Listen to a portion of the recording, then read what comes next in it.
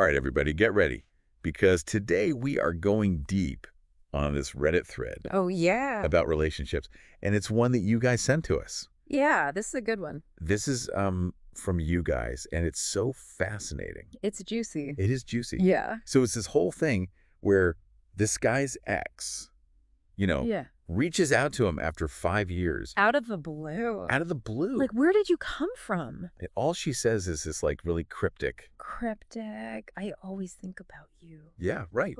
Talk about a cliffhanger. I know. Like, what does that even mean? Right. Is this a rom-com? Is this like, psychological thriller? I was going to say, is this like Fatal Attraction? What's happening here? Exactly. Well, let's back up a little bit. Give everybody the backstory. Okay. So we've got this 29-year-old guy. Right. And his ex is 33 now. Okay. And they had this relationship where, she was really pushing for marriage and kids. The whole 9 yards. The whole 9 yards. And he was like... Not ready. Not ready. Nope. And so, things kind of went south. Yeah. They broke up. Yeah, it happens. And then, like, immediately, she's pregnant. Oh, yeah, she moved on fast. Like 3 months later. Wow. She's married to somebody else, has the baby. And disappears. Gone. Poof. And now 5 years later. Bam. This text. I always think about you. So, of course, he's like, should I reply? Like, what do I do? I mean, wouldn't you be a little curious? Oh, my gosh. It's so curious. Yeah. But also, like... Yeah, but hesitant. I mean, with good reason. Right. Like, you don't want to get sucked back into something. No. Especially if it was messy the first time around. Exactly. Yeah. So we asked you guys, what do you think? And, oh, my gosh. The responses are wild. They are wild. So the first thing everybody's saying is run. Yeah. Like, do not reply. Don't even think about it. Block her number. Ghost her. It's like everybody's trying to protect this guy. I had like a collective mama bear instinct. Right. Like Danger, Will Robinson. Hey, and it's so interesting because it's like, even without knowing all the details. Oh, right. We're missing a lot of information here. Everybody's just assuming she's got some ulterior motive. Yeah, it's almost like they're projecting their own baggage. Ooh, that's good. Onto the situation. It's like we all have these... relationship scars. Scars. Yeah. From our past. Right, and they're influencing how we see this. Totally. Yeah. And, in psychology, we talk about this thing called projection, where we kind of... take our own stuff. Put our own stuff. And put it on other people. Onto other people. Classic defense mechanism. Yeah, and it can be a way of avoiding... our own uncomfortable truths. Right. About ourselves. So is that what's happening here? Like, are people just... projecting their cynicism about relationships? Maybe. Maybe. I mean, think about it. Yeah. If you've been burned in the past... right. you're going to be more guarded, more skeptical. Totally. Especially when an ex pops up after 5 years. It's like, where were you? Exactly. So that might explain why some of the advice is so strong. It's like they're saying, dude, protect yourself at all costs. Right. Like, don't even give her the chance. Exactly. To hurt you again. Self-preservation 101. Right. And they're using some pretty colorful language, too. Oh, yeah. The internet does not hold back. Like somebody said, F-O. Ah, yes. The good old F around and find out. Which I had to look up. Yeah, I think a lot of people did. But it's basically like a warning. Right. Like she's going to face the consequences. Exactly. Of her actions. And then there's the classic block her number and move on. Short, sweet, to the point. No messing around. No. But isn't there a danger in just like... shutting down completely? Like, are we just supposed to build walls around our hearts? Right, because doesn't that... prevent us from connecting? Yeah, prevent us from having any kind of... meaningful relationships in the future. So maybe running away isn't always the answer. Okay, so what are some other perspectives? Yeah, let's see what else people are saying. Because there are a few dissenting voices in the thread. Oh, really? Yeah. Okay. So not everyone is on the block and ghost train. Okay. Some people are urging a little more caution, like maybe pump the brakes before jumping to conclusions. Right. They're saying maybe he should try to understand. Understand her intentions. Exactly, before writing her off completely. Right. And there's this one commenter who says they used to be a dating coach. Oh, wow. Yeah, they actually give some specific examples. Okay, I'm listening. Of what a genuine attempt at reconciliation might look like. Okay. Like if she was truly remorseful or wanted to make amends, her message would probably be phrased differently. That's a good point because, I mean, her text is pretty vague. Oh, it's super vague. I always think about you like... what does that even mean? I know. Like, what are you thinking about? Exactly. Are they good thoughts, bad thoughts? Right. Are you thinking about the good times, the bad times? I don't know. And that's where our own Stuff comes in. baggage, Our baggage. our biases, our experiences. Right, like we all fill in the blanks. We're all storytellers. With our own narratives. Exactly. Based on our past relationship. Our fears, our hopes, all of that. So it's like we're all trying to solve this puzzle. This relationship mystery. But we only have half the pieces. Exactly. And speaking of missing pieces, like one thing that keeps coming up in the thread is this idea that maybe the ex is going through something. Like she's in a rough patch. Yeah. Maybe things aren't so great with the husband. Right. Like maybe this is her grass is greener moment. Totally. You know, like she's looking back and thinking, oh, what if I made a mistake? The one that got away. And now she's reaching out because she's feeling lost, lonely. Yeah. Maybe even a little desperate. Ooh, that's a tough one. Like nobody wants to be the second choice. The backup plan. The consolation prize. Right? It's like that saying, you don't want to be someone's plan B. Especially if you were once their plan A. Ouch. It's a blow to the ego for sure. So then it makes you wonder, like, what role does ego play in all of this? That's a good question. Like, is this guy even curious about her, or is it more about proving himself? Yeah, like, does he want to feel desired again? Maybe a little validation. To show her that he's the better choice.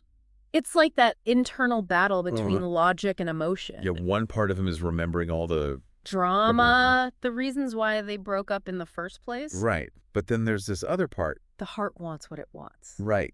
And maybe that part is drawn to the familiarity, the intensity, the unresolved feelings. And don't forget, he mentioned a few times how physically attracted he was to her. He was smitten. Yeah, and how he hasn't felt that spark with anyone else. Oh, the allure of that initial chemistry. Right. It's like that can blind you to reality. We tend to romanticize those early stages. Especially if the breakup was messy. Absolutely. How do you even separate those feelings from the reality of the situation? Like, how do you know if you're just stuck in the past? Yeah. Longing for something that's not really there. Right. It's tough. It is tough. I think for some people, journaling can be really helpful. Yeah. Or talking to a therapist. Right. To kind of process those feelings. Get some perspective. And some people might find it helpful to just distract themselves. Yeah. Spend time with loved ones. Pursue hobbies. Focus on themselves. Exactly. Like create some distance. To get a clearer perspective. Right. Because you don't want to make decisions based solely on nostalgia. Or those lingering feelings of attachment. Right. Speaking of responses. Yeah. Some people were suggesting he go for a playful or even a sarcastic reply. Oh, like what? Like, who is this? Oh. Or, I don't think about you at all. Ooh, that's spicy. Okay. Right. But others pointed out that could backfire. Oh, yeah. I can see that. It might come across as immature. Right. Or even vindictive. And it could escalate things. Oh, exactly. Like you don't want to pour gasoline on the fire. No, you want to extinguish the flames. So maybe not the best approach. Probably not. Okay, so what about the opposite end of the spectrum? Okay. Like what about the people who are saying just silence? Yeah, complete radio silence. It's a ghosting approach. Is that ever a good idea? Well, it depends. Okay. I mean, if you have reason to believe this person is toxic, manipulative, right, then protecting yourself is paramount. Yeah, like you don't owe anyone a response. Especially if it could put your well-being at risk. But isn't there a danger in just like shutting down communication completely? Yeah, some people say that silence can actually perpetuate those feelings of uncertainty and prevent true closure. So if a snarky comeback is too aggressive and ghosting feels too extreme, where's the middle ground? Yeah. What's the healthy way to respond? Well, there was this one commenter. Yeah. An older gentleman. He had some wise words. Okay. What did he say? He said, just be honest. Honest. Tell the truth. Like, what would that even sound like? Well, he suggested something like, hey, thanks for reaching out. It's been a while. I'm doing well, and I hope you are too. Okay. To be honest, I'm not sure what you're hoping to achieve with this message. Yeah. But I've moved on with my life, and I wish you all the best. Yeah, straight to the point, you know? No games. No drama. I like it. And respectful, you know? And you're acknowledging her message. Right. You're not ignoring her completely. But you're also not leaving the door open. You're setting those boundaries. Yeah.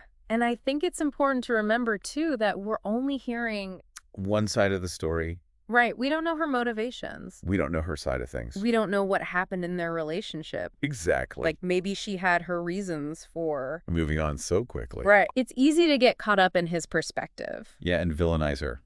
But relationships are complex. They are messy. There are always multiple perspectives. And even if she was the one who ended things, that doesn't mean she's not capable of regret or wanting to make things right. People change. They grow. They learn from their mistakes. So maybe she's done some reflecting over the past 5 years. Maybe she realizes she messed up. Maybe she wants to apologize. Or maybe she just wants closure. Or maybe it's something else entirely. We just don't know. It's a mystery. And the only way to solve it is if he talks to her. Exactly. So it all comes back to that question, what should he do? The $1,000,000 question.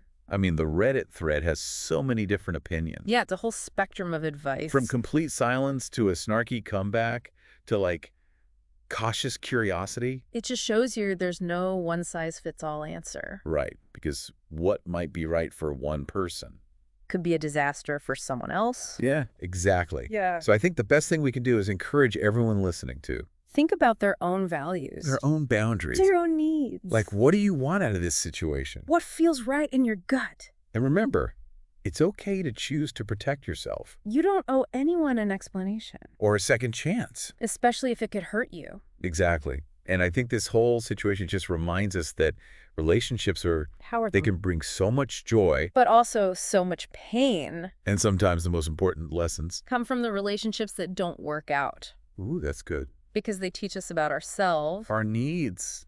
Our boundaries. What we're willing to tolerate. And how to have healthier relationships in the future. So if you're listening and you're thinking about a past relationship, whether it's recent or it's been years, try to approach it with curiosity and compassion. Ask yourself, what did that relationship teach you? About yourself, about love, about trust. What did you learn from it? And how can you use those lessons to create something better? Something more fulfilling. That's the real takeaway here. Beautifully said. And if you enjoyed this deep dive into the messy world of relationships, and you're craving more insightful conversations, be sure to subscribe to Voices of the Soul wherever you get your podcasts. And don't forget to check out Shauna Palage's YouTube channel for even more thought-provoking content on relationships, personal growth, and everything in between. Until next time, keep exploring, keep questioning, and keep embracing the journey.